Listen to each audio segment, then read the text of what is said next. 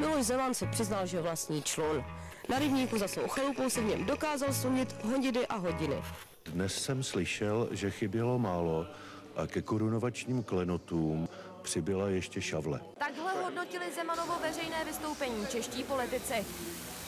Dovolte mi, abych i vašim dětem doporučil počkat do 27 let a poté kouřit zcela bezrizikově.